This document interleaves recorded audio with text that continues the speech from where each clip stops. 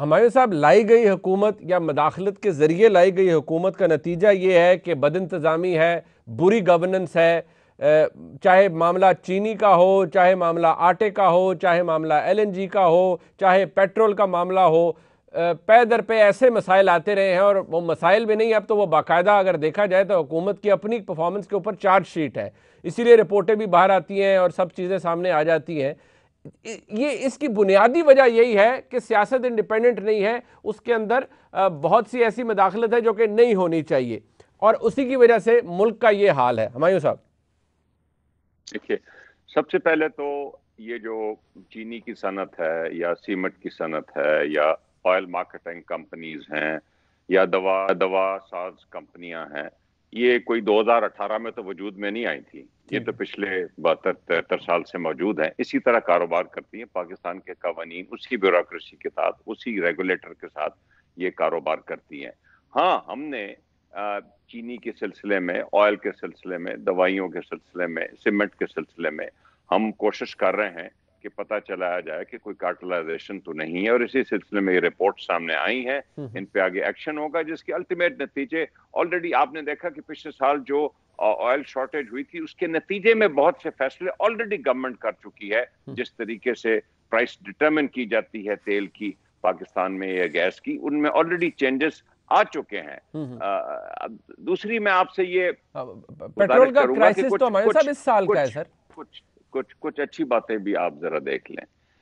जिस तरीके से इस गवर्नमेंट ने कोविड की सिचुएशन हैंडल की है, दुनिया में उसको सराहा जा रहा है। जिस तरीके से हमने जो हमें हालात मिले थे और उसके बाद हमने इकोनॉमी में बेहतरी लाने की कोशिश की, उसको दुनिया में सराहा गया। और कोविड के बावजूद दुनिया में, अब हिंदुस्तान में देख लें, तबाह बर्बाद हो गई है उसकी इकोनॉमी, और हम अपने कम से कम हम अपने आप को जिंदा रखा हुआ है और इस वक्त पॉइज्ड हैं। जिस तरीके से लार्ज स्केल मैन्युफैक्चरिंग, जिस तरीके से एक्सपोर्ट ऑर्डर्स आ रहे हैं, हम इस वक्त टेक ऑफ करने की पोजीशन में हैं। इसको आप सराहें।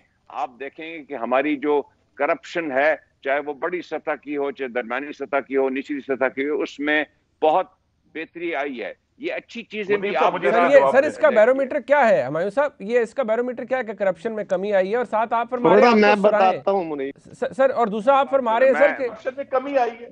आटा कमाल कर दिया, पेट्रोल, LNG, दवाइयां करता हूं आपसे। देखिए एक मैं जेनेरिक सी गुफ्तगू कर रहा हूं जी। 4 मरतबा पाकिस्तान पीपल्स पार्टी और PMLN वफाक में इक्तदार में आई है। 6 मरतबा पीपल्स पार्टी 6 मरतबा सिंध में आई है। 5 मरतबा PMLN आई। अब फौजी दौर छोड़ दें, मैं सिर्फ आप लोगों के दौर की बात कर रहा हूं। ओके, मुझे जरा आप गिनवा दें कि आप लोगों ने पाकिस्तान को बैरूनी सतह पे या अंदरूनी मामलात में क्या दिया है, आपने आवाम की क्या हालत बेहतर की है। गुजारिश यह है कि आप जो बताते हैं पिछले एक्चुअली 2.5 साल से जो मसला बना हुआ है, 2.5 साल से सबसे बड़ा मसला वो नैब और ये और अकाउंटेबिलिटी नहीं है। मसला ये है कि हमारे आने से पहले पाकिस्तान के सुप्रीम कोर्ट के बड़े बड़े बेंचेस, दोनों पीपल पार्टी के मामले में और PMLN के मामले में, उन्होंने इस पे हेयरिंग्स की और JITs बनाई, और JITs के नतीजे में रेफरेंसेस बने और वो नैब में गए, और वो पाकिस्तान के सुप्रीम कोर्ट के ये जो 6 दौर आप कर चुके हैं, उसके नतीजे सिर्फ ये हैं कि टॉप लीडरशिप के सामने ठीक है। सुप्रीम कोर्ट ठीक है, चल मैं सर जरा चलने के लिए इस्तेमाल हो रहा है। अच्छा चले हमायूं साहब, मैं जरा दोनों का, मैं क्योंकि वक्त कम है, मैं कायरा साहब का और खुरम साहब का पॉइंट ऑफ व्यू लेना। 2.5 साल की आपके पिछले 2.5 साल की सियासत की बुनियाद बशमूल PDM की ठीक है, यही है। ठीक है, मैं बता देता हूं। ठीक, कायरा साहब प्लीज पहले आप रिस्पॉन्ड कर ले, फिर देखिए, गुजारिश ये है, गवर्नमेंट की इकोनॉमी की परफॉर्मेंस बड़े सिंपल गेज है। इन्फ्लेशन आपकी रीजन में सबसे ज्यादा, और प्रोडक्शन और आपका जो GDP ग्रोथ है वो सबसे कम। आप अफगानिस्तान से भी गए गुजरे हो गए और आप कह रहे हैं कि हमारी इकोनॉमी की सूरत हाल बेहतर जा रही है। दूसरी बात, रेवेन्यू जो मुस्लिम लीग के दौर में 2017-18 में कलेक्ट हुआ, आज आप उतना भी नहीं कर पा रहे और आप कह रहे हैं हम बेहतर जा रहे हैं। हुकूमत एक तरफ चीख। तीसरी बात, मुनीब साहब, पाकिस्तान के अवाम से मैं जवाब दे सकता हूं, निचले लेवल पे इस कदर करप्शन है जो आम आदमी की जिंदगी में है, जिसका शुमार नहीं, कई गुना बढ़ गई है। और आखिरी गुजारिश, और दूसरी गुजारिश यह है, हुमायूं साहब, हम ये कह रहे हैं कि हमारी हुकूमत के खिलाफ कौन सा केस सुप्रीम कोर्ट या किसी और ने फाइनल किया है, ठीक है, किस अदालत से हमें सजा मिली है। ठीक है, हम तो 19 साल से 20 साल से जेलों में बैठे हैं, कभी जहां हुकूमत में बैठे हैं तो भी जेल भी बन जाती है, कि केसेस बनाए जाते हैं, और आप भी जब हुकूमतों में रहे तब भी बनते रहे, अभी बन रहे। सवाल ये है, मुरीब आखिरी छोटी सी गुजारिश है हुमायूं साहब, हम हुकूमत की नालायकियों और नाकामियों की सजा कब तक भुगतेंगे? जो वजीर आजम कहते हैं IMF में लेट जाने का बहुत नुकसान हुआ, अगर उसको मॉनेटरीली कैलकुलेट करें, जो चीनी में हुआ, जो तेल में हुआ, जो बिजली में हुआ, जो ये चंद सेक्टर्स हैं जो आपको सिविल एविएशन में हुआ, LNG में ये कैलकुलेट करें तो ये कई 100 अरब नहीं, कई 1000 अरब रुपए का लॉस है। ठीक है, इसका कौन जिम्मेदार है? किसी वजीर आजम साहब कहते हैं हमसे गलती हो गई। ठीक ठीक। अब खुर्रम साहब, सर लास्ट वर्ड को, वक्त खत्म हो चुका है सर।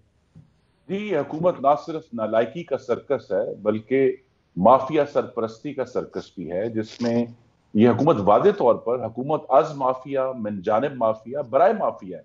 यही कहानी LNG की है, क्योंकि फर्नेस ऑयल माफिया को आपने सपोर्ट करना है। यही कहानी चीनी की है कि हुकूमत चीनी की एक्सपोर्ट की इजाजत देती है 11 लाख टन, और चीनी जो है वो 55 रुपए से 110 रुपए हो जाती है।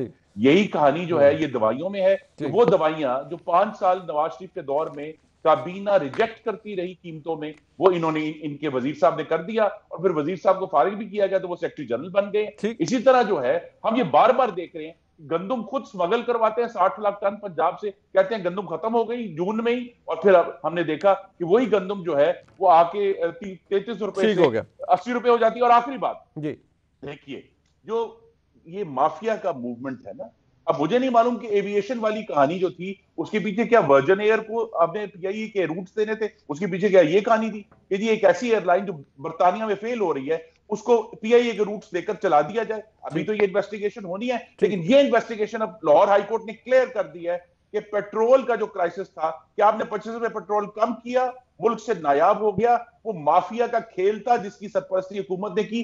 जिस दिन कीमत दोबारा 25 रुपए बढ़ाई गई, पूरे मुल्क में तेल दस्तयाब हो गया।